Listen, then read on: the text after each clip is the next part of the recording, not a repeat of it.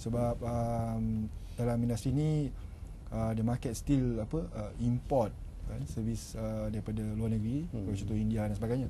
Kan. Jadi masih banyak lagi lah peluang. Kami mungkin ingin menambah berkaitan dengan apakah akan berlaku lambakan modal insan ini. Saya setujulah basically kalau dikatakan memang peluang tu saya rasa masih banyak lagi.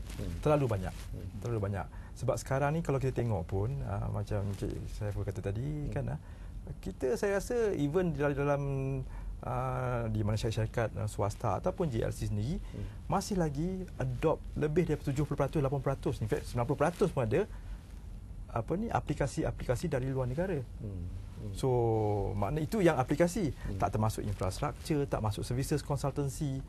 Kalau kita tengok consultancy pun saja kan, banyak yang masih gunakan daripada syarikat-syarikat yang dari luar negara. Kan, sungguh pun expertise tu sekarang ni kita dah ada. Itu yang kata-kata tadi. Kalau kita nak menambahkan kita punya kebolehan kita, peluang tu mesti dimulakan sekarang. Sebab kita nak menuju ke tahun 2020 kan. So 2020 ni lagi lebih kurang buat 10 tahun saja lagi. So kita ada 10 tahun window of opportunity saja untuk membina modal-modal insan ni, because kita tak mahu 10 tahun. Kalau daripada pengalaman daripada apa yang kalau kita go through in terms of the maturity of age lah, contoh sekarang ni kan, siapakah yang akan membina umur siapa sekarang ni yang akan membina negara kita pada tahap umur 2020 ni kan, mungkin pada mereka-mereka yang dalam lingkungan 35 ke 45 tahun. Contoh, these are the ripest time lah kan. So kalau kita tengok daripada 35, these are the people also yang mungkin sekarang ni tengah menceburi banyak dalam bidang-bidang ni lah. Entrepreneurship, dalam bidang IT, dalam bidang whatever, services, consultancy and things like that. Jadi peluang-peluang ini mesti diberi sekarang. Kalau kita terlepas this window opportunity, kan, dan by the time sampai tahun 2020, kita tak ada modal insan ini yang boleh membawa ekonomi kita kepada tahap yang kita nak mahu. Kita nak. Kan, jadi sampai 2020 mungkin kita still hire, and then kita punya mentality still being colonized lagi lah. Sebab itu yang cabaran yang paling utama pada saya. Tapi timbul tak masalah Cik Amin dan juga Cik Saiful ya? Barangkali kita berjaya melahirkan pakar-pakar IT. Kita berjaya melalui apa yang dilakukan oleh Sekali misalnya. Tetapi harus diingat bahawa syarikat-syarikat besar yang berkaitan dengan IT ini katalah dikawal oleh bukan saja mereka daripada luar negara, tetapi mungkin daripada bangsa asing di negara kita sendiri. Jadi peluang itu tidak diberikan kepada Bumi Putra, khususnya pelajar-pelajar Bumi Putra, untuk memasuki bidang IT ini. Kalaupun diambil hanyalah untuk melakukan kerja-kerja yang dianggap mungkin terlalu remeh-temeh misalnya. Jadi timbul tak masalah ini di Malaysia? Peluang itu sendiri. Saya boleh katakan memang ada lah kot. Memang ada. Macam saya kata tadi, saya dan Encik Saiful berulang-ulang kali mengatakan peluang tu. So jadi peluang tu memang adalah. Jadi apa yang perlu dilakukan oleh kerajaan misalnya dalam usaha untuk membuka peluang yang lebih luas? Saya rasa dari segi kerajaan, saya rasa plan tu ataupun plan tu dah ada. In fact baru-baru ni pun Perdana Menteri kita ada announce kan, menggunakan kita mestilah promote kan ikon-ikon negara kita sendiri. Tapi question is whether implementasinya ada ke tidak lah. So kita tunggulah. Kalau ada. Kalau tidak, kita tunggulah tengok whether 2020 kita sampai ke tidak kan. Jadi saya rasa macam Encik Adi kata tadi juga kan, memang kita boleh sampai 2020. And saya rasa plan tu pun dah ada. Kita dah ada satu Malaysia punya plan, betul lah tu. Kita ada plan buy Malaysian product pun dah ada. Kita ada plan utamakan produk Malaysia ataupun ikon-ikon Malaysia tu kan, pun dah ada. So plan tu semua dah ada. Sama ada kita boleh sampai ataupun kita sanggup menerima kesilapan lah. Kita invest macam kita kena invest dalam kesilapan. Kenapa syarikat-syarikat macam Microsoft ataupun IBM atau Hewlett Packard ni 100 tahun dah.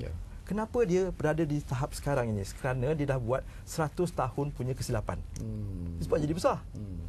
Kan? Tapi kalau kita tak mau benda tu, jadi kita tak boleh jaya mengembang. Betul. Kita akan ke situ sajalah. Okey, kita ambil panggilan yang terputus tadi. Izwan dari Negeri Sembilan. Halo Izwan. Hello, Assalamualaikum.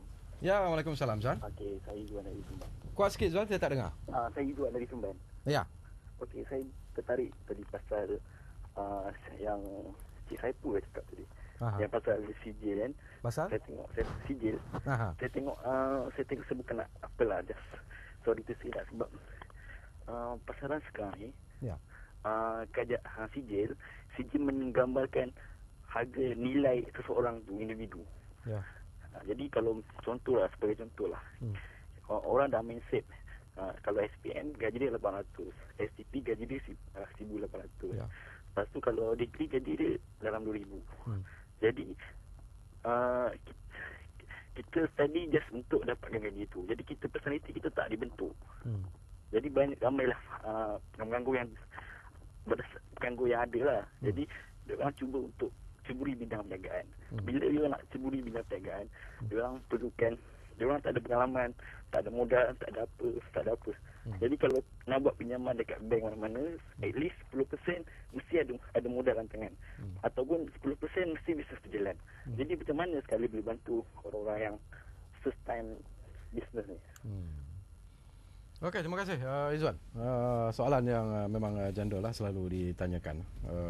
Memanglah kita pergi ke universiti itu kita nak ijazah, kerana ijazah itu menentukan kejayaan dan kegagalan kita di peringkat itu. Tapi untuk graduan-graduan yang masih lagi menganggur, yang barangkali masih lagi mencari peluang untuk membuat bisnes sendiri pun masalah juga. Tak ada modal, tak ada pengalaman. Tapi mungkin daripada apa yang dilakukan oleh Sekali dalam usaha membantu mereka-mereka yang berminat dalam bidang IT khususnya, barangkali Sekali boleh membantu dalam soal ini, Saiful. Okey. Kita dah actually melancarkan program pengenalan modal insan ni kira-kira 3 tahun lepas. Program ni kita panggil Spike, SPIKE. Maklumat lanjut dia boleh didapati di portal Spike itulah, spike.com.my, spike.com.my. Jadi sekali ni cara kita evaluate ni, orang kata lebih kepada memang secara amnya market atau ni akan menilai melalui sijil. Tapi sebab syarikat kita ni kita sendiri yang bina dari, orang kata, daripada passion kita sendiri dalam bidang keusahawanan ni. Jadi kita tahu macam mana nak menilai seseorang tu.